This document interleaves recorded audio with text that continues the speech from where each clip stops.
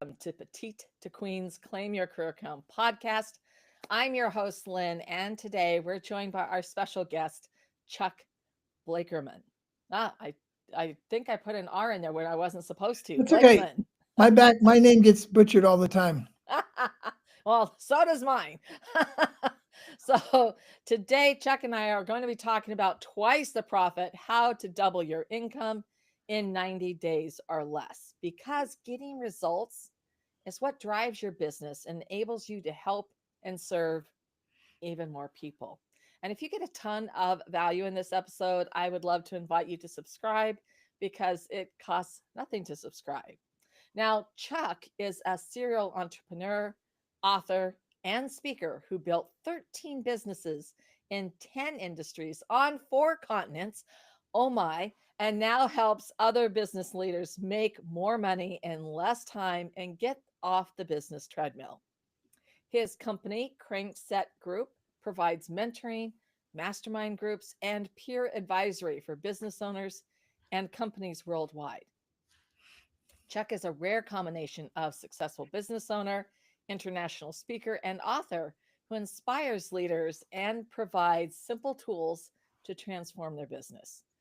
Print and online appearances include Harvard Business Journal, Entrepreneur Magazine, Inc. Magazine, and so many more. So, Chuck, what a bio. It's such a pleasure to have you here today. Welcome to the show. Thanks. It's great to be with you, Lynn. Yeah, and when people read those things, it feels like an obituary to me.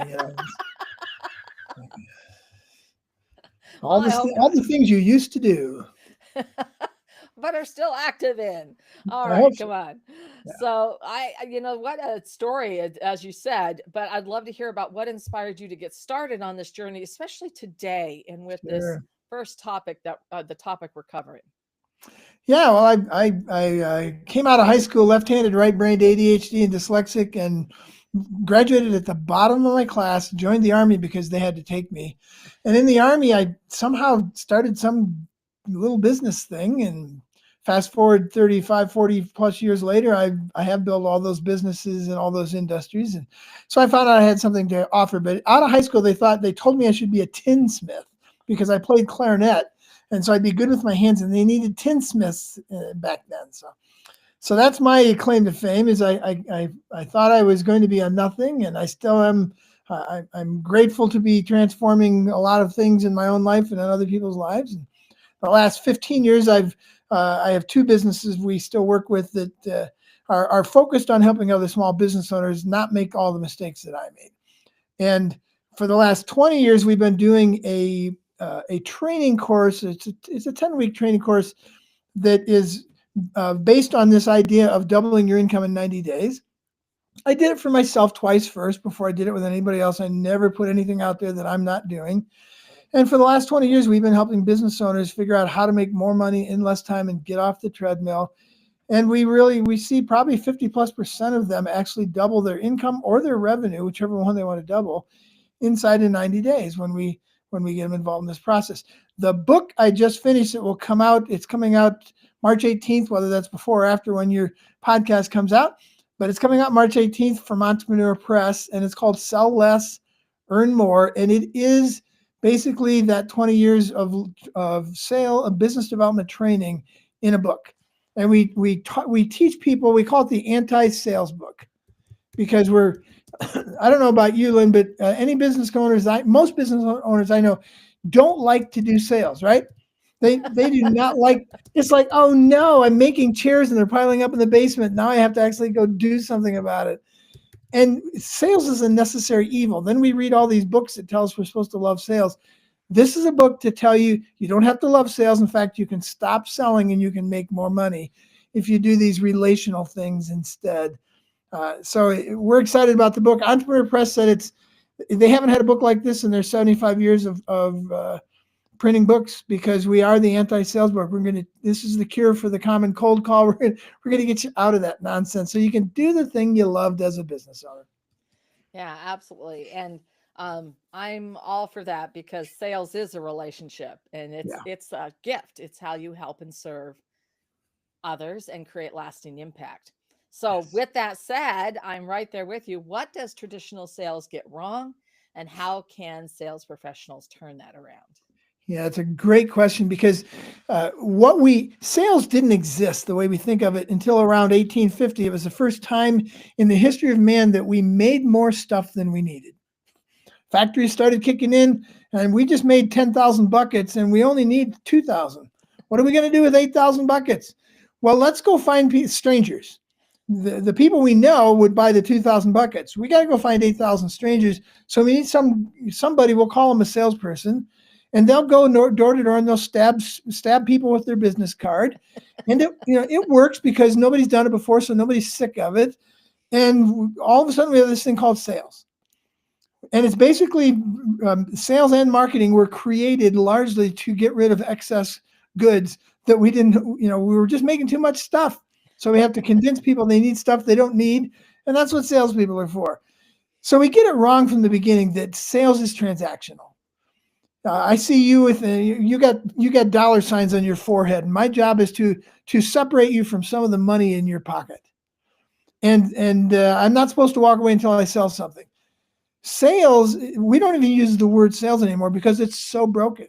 We'll use business development, which used to be something different, but it just nobody wants. It's the old adage that's been out there for 75 years. Everybody wants to buy, nobody wants to be sold. And yet since 1850, we've been selling at people and stabbing them with our business cards. So then you know all these little things. Here's examples of what we have wrong. I'm going after my target market. I'm not a target market. I'm Chuck. Selling to strangers. I buy from friends. Pitching. Do you even know what I need yet? You're going to pitch me. Persuading. You're selling, which makes me not want to buy. How about pain points? I buy from my joy points. I don't buy from pain points. Uninvited ongoing contact. We call that stalking in my world. Emotional manipulation. That's narcissism. Controlling the conversation. Wait a minute. I want to talk. I'm the customer. Cold calls. Ugh. The whole idea of cold calls, closing the sale. All of these things, false scarcity. And my favorite, I still hear this from salespeople. I contacted my database. What if you just connected with somebody you know? But it says everything, doesn't it, Lynn? I contacted my database. That's as transactional as you can get. Versus, hey, I talked to somebody I know who can refer me to somebody else I know. So we got it all wrong. Other than that, we're doing well. And guys like Seth Godin in the 90s began to see this. He called it permission marketing. How about if you just do this with people who actually want to hear from you? We tell people to go into a one-to-one and never talk about their business again unless they are asked. And they will make more money if they do. Ask questions about these people, build relationships. So yeah, other than that, we've got it all right. Yeah. Well, it was interesting because I was just looking today at, as a sales consultant, I was looking at another website, and one of the comments was, it's more than a numbers game. And I went, it's not a numbers game. Sales isn't a numbers game at all. No. Sales is truly about helping and serving and creating impact. I mean, that's Yes. my definition of sales. And to your point, maybe the definition itself is outdated, but it is about building those relationships and becoming a trusted partner. So that is, it's so refreshing to have. I mean, I'm just laughing as you're talking about some of these things. The laughter of recognition, right? Yeah, it is. Absolutely. It's the same thing. Or people, it's like, oh, I've got to immediately go into what I do and pitch them on my stop me when you see something you like. I got something here. Stop me when you see something you like. It's like New York vendor. No. First, you got to figure out, can you help and serve them? Yeah. B, do you want to help and serve them? Yes. I'm sorry, but that's B. Because then is it a win-win? Yeah. And then it's just guiding the conversation so that they ask you, they invite you, right, to tell them more. Exactly. And that's about building a relationship. So, it is. Chuck, I'm curious because I know I have a process. I'm sorry, I'm interrupting you. No, it's okay. Do you have a process? Yes, of course we have a process, and it's what we've been training on for the last 20 years. And there's multiple things to this process, but I can tell you this: the process is not a transactional mechanical process. It's built on principles, and then there's tools to support it. And there's probably 5 or 6 different things we train people on. And anybody who grabs 1 or 2 of those things that fits them personally will really benefit. It's not like some of these sales processes where you've got to do exactly what this person is telling you, and I could name some of them, but I won't. And those are designed for the people who actually just don't want to think about this and actually want to be transactional. So our process has things like, starting with the principle, serve, don't sell. And then we have the 4 walking, and that was actually the name of the book to begin with, but the publisher thought sell less, earn more would sell more books. So and then we have the 4 walking in commitments. What are the 4 things you should say into yourself to get your head right, your heart right, and to understand you're walking into a relationship, not some transactional thing? And once you have the 4 walking in commitments in your head, then we have, when we get into the meeting, 4 buying questions, not 4 selling questions. I love your perspective on this, because nobody wants to be sold. What if I ask them questions that flipped the script? All I do is ask them questions about themselves, so that I'm no longer selling, they want to buy. And we've turned that thing around simply by asking them some honest questions about who they are as people and what their dreams are and things like that. So the 4 buying questions are part of the process to get them where they want. And then we have this analogy that we've always used. I like simplicity. I need simplicity to make things work for me. So we use this thing called the lumberjack buying system, not the lumberjack selling system. And the lumberjack buying system is simply an analogy that uses the forest is networking. So the analogy is, you're going to the forest to find some trees. Well, you're going to a networking group to find some transactions. And once you finally get those people, you have contacts for them, then that becomes your outside wood pile. So you've chopped the tree down, you put it in your outside wood pile. Now you have to season the relationship. And you go from the outside wood pile to the inside wood pile when you're actually having a buying conversation with someone where they know, hey, we're going to talk about my product, Chuck's product or service, and see if it's a fit. That's from the outside to the inside wood pile. And then on the fire is, would you like to give it a try? Yes or no? And those are the 3 simple stages that people are at, is basically outside wood pile, on the fire, or outside wood pile, inside wood pile, and on the fire. And it helps me know where everybody is in the process. Then I do the 4 walking in commitments to myself. I do the 4 buying questions with them, and off we go. The other piece of the process that is super important, I think you'll agree on this. I challenge people all the time. I just ask them, where does the sales process break down for you? And I'll give them options. Does it break down because you don't have a cool message or a really fancy website or a cool product? Or does it break down because you don't know how to talk to people who are in front of you? Or does it break down at the close? I don't think it breaks down at any of those. It breaks down at, I don't have anybody to talk to. Or I don't have the right people to talk to.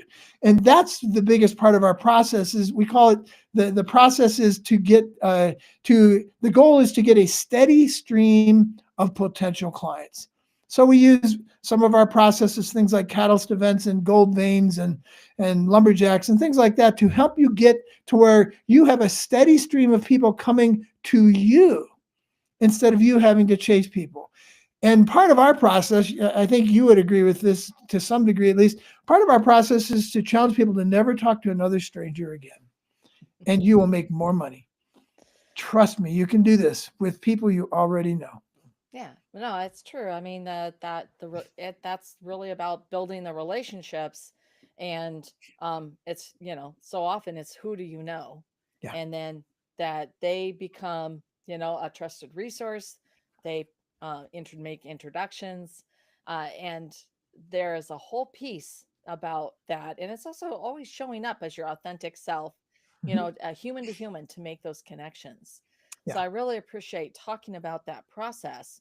And those, to me, I saw 4 phases. I also see 4 phases in sales. So I agree that I think there's another phase, and that's the post sales experience. Yes. So that's such an important piece, Yes. because the sale is truly, you're at the halfway point when they say yes, Yeah. because now you execute and deliver on your promise, deliver the results. You're building that relationship even greater. so that you can truly, reap the rewards of the forest in the sense of introductions, referrals, testimonials, raving fans. Yeah, and Lynn, this is where we get it wrong so often. Is we've taught people to hunt one tree at a time, and so we go to the networking group, and we've got 2 hours to wade through 200 trees to find the 3 people who actually need what I have. I'm looking for 3 trees out of in an entire forest. I've only got 2 hours. If I miraculously find one and I stab it with my business card and it sticks and we season the relationship and they buy something, what do I do? What do I do? I go right back to the forest and find another tree. Yeah. What if I found a lumberjack who's done all that? They spent 5 years, 10 years doing all that networking, and they got 700 people in their database who would want to buy what I have. And all I have to do is make friends with the lumberjack and get them to the point where they'll refer to me. And guess what? I've got people I can refer to them. Boy, we only need 2 or 3 of those to have a really successful business. And it's so much more fun than talking to strangers. Yeah. No, I mean, the strategic partnerships really are important. And also when you're at those events and, you see people looking at the name tags and trying to, and it's just like, oh, please. I've done things purposely. I'll turn my name tag upside down, just to, it's really a fascinating thing and of where people are coming from. And it's that opportunity also to make the human to human connection. I mean, my most common question is like, Chuck, if you could be anywhere else, where would you be? Who would you be with? And what would you be doing? Personal question. Yeah. I love that. I already know. I find out a hobby or an interest. Yeah. And, something, I mean, you're going to tell me something. And from that, there's going to be some piece that I can take to the next question. Yeah. Tell me more. I used to, when I went to networking events, and I'm not against networking, but it's something you graduate from. That's one of the problems we have in sales is people are taught you have to network your entire life. No, that you network your entire life if you don't have a network. When I went to networking groups, I always felt like one of 100 vultures sitting on a wire looking for the dead cow. And the dead cow, which was, some really good business, they don't go to networking events. So, I mean, that's one of the big surprises to us is successful business owners don't go to networking events.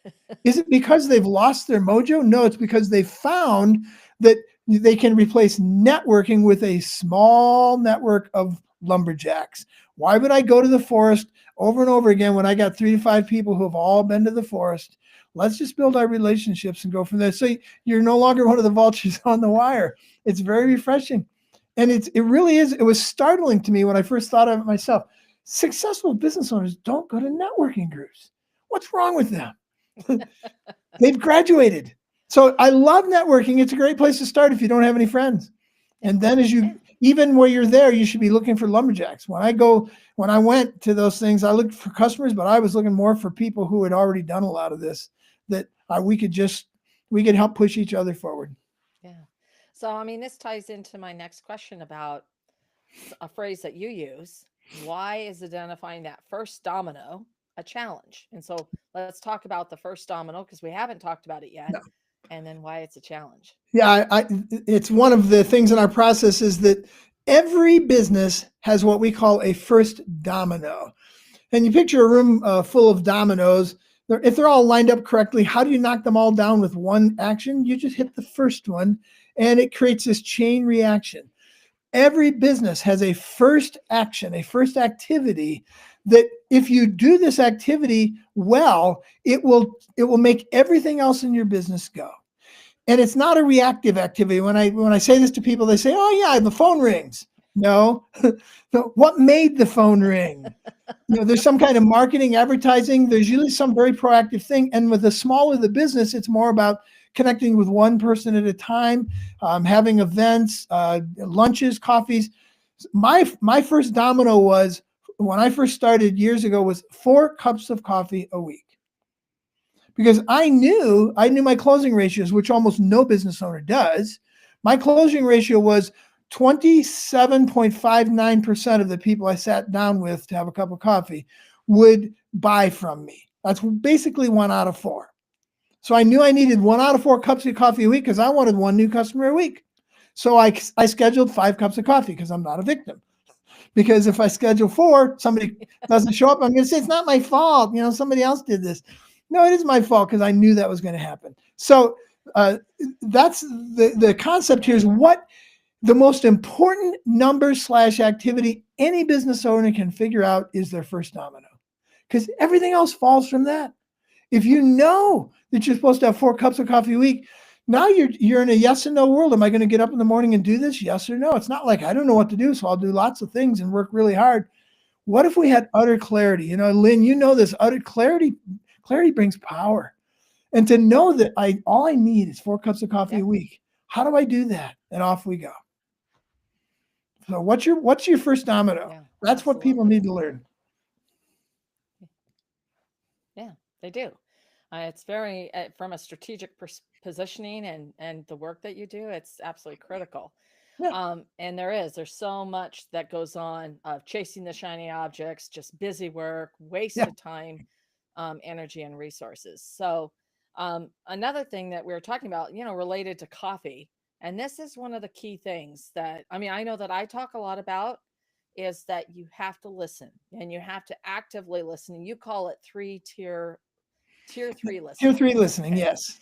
And I see this still, I continue to see this as a common blind spot, that people don't check their own egos or their own need to talk at the door.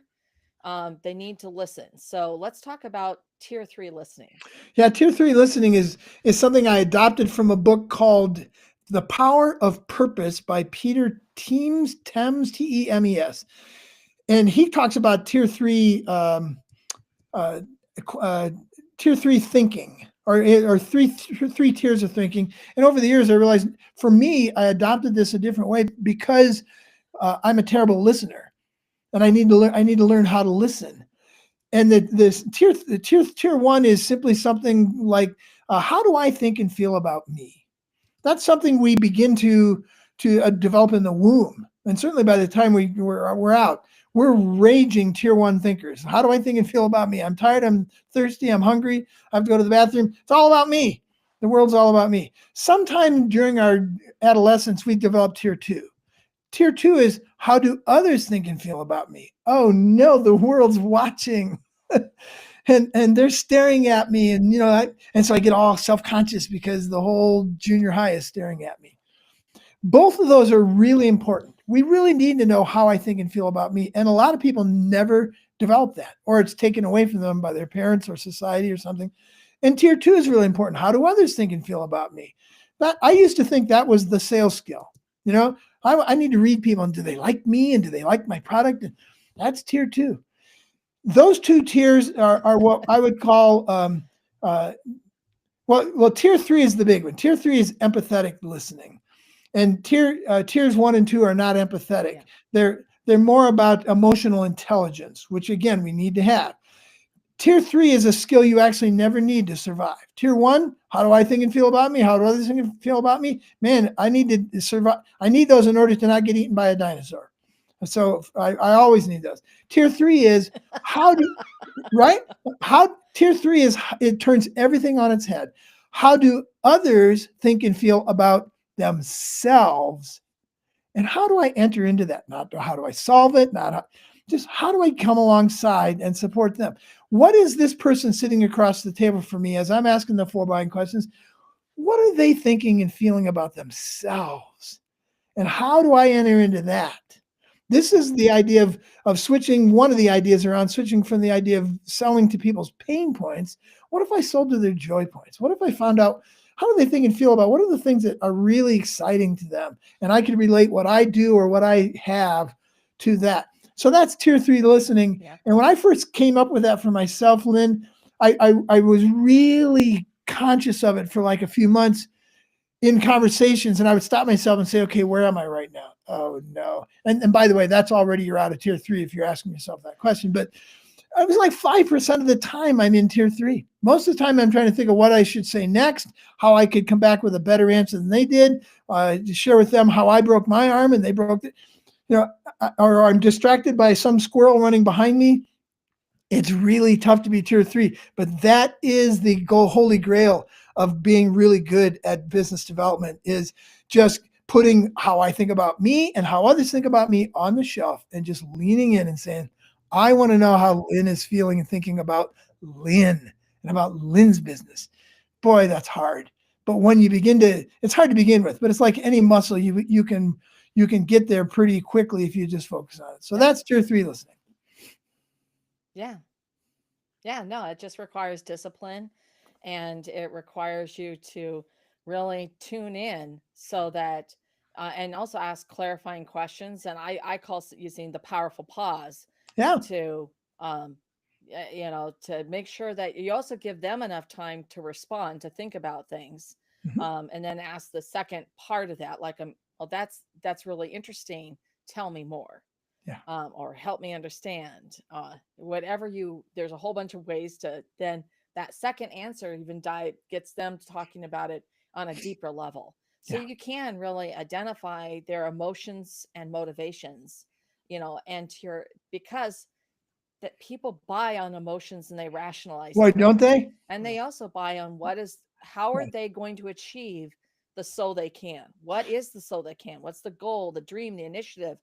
What's the result they want? And that's Lynn, what they buy. It's not cheesy to actually figure out what they are emotionally buying on, because they are going to buy emotionally. It's cheesy if you play on those things and if you manipulate them, but you really do want to know what is driving people, and it's not their intellect. We got a contract with a major pharmaceutical company like 15 years ago, ended up being $7 million a year based on emotion. And here's the emotion. Why did you guys buy from us instead of the guys in Detroit?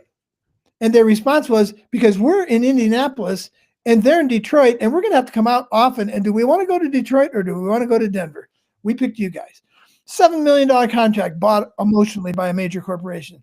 Even the federal government buys emotionally. Don't kid yourself. We all do. So you need to find that stuff out. Yeah, that's part of tier 3 listening, is to find out what is their pain and their joy point. But then to be able not to manipulate that, but just to be able to tune into that and share what you have relative to how it can help them. Yeah. And you're so right, because whenever you manipulate someone, it will always come back on you. People figure it out. That's when you get account churn, because you're not being genuine. You're not showing up with worthy intent, and you're where you truly desire to help and serve others. That's where those long-term relationships that will serve you over decades comes in, and you're laying that groundwork. So, Chuck, I mean, I am really fascinated to ask you this question about what should our listeners do next? Like, what could they do today, tomorrow, this week about doubling their income within 90 days? Well, they can connect with us on our, yeah, that's great. They can connect with us on our website, 3to5club.com. That's the number 3, TO, the number 5, 3to5club.com. And on there, they'll see success tools, and they can connect with us. They'll find the email, grow@cranksetgroup.com there. So I would say just go to 3to5club.com, and you'll see there how you can begin to double your income in 90 days. Okay, that's great. And Chuck, is there anything you wish that I'd asked you today that I did not? Boy, I think you covered a lot of it. I think you didn't ask it, but you implied it. But you didn't ask it, but you implied that the thing I would close with again is serve, don't sell. Stop stabbing people with your business card. Yeah. Don't talk to strangers. Let's figure out how to find the few people who have all the clients we want, and let's just love them and watch what happens. Yeah. Well, Chuck, thank you so much for sharing Twice the Profit, how to double your income in 90 days or less. And I went ahead and dropped in your website into the chat, and all of your links are going to be down below. So they're just one click away. And I want to thank all of our listeners who tuned in. We really appreciate you. And this has certainly been a very informative discussion. I hope you took lots of notes. And Chuck, thank you so much for being here today. I know I personally found it very reaffirming and valuable.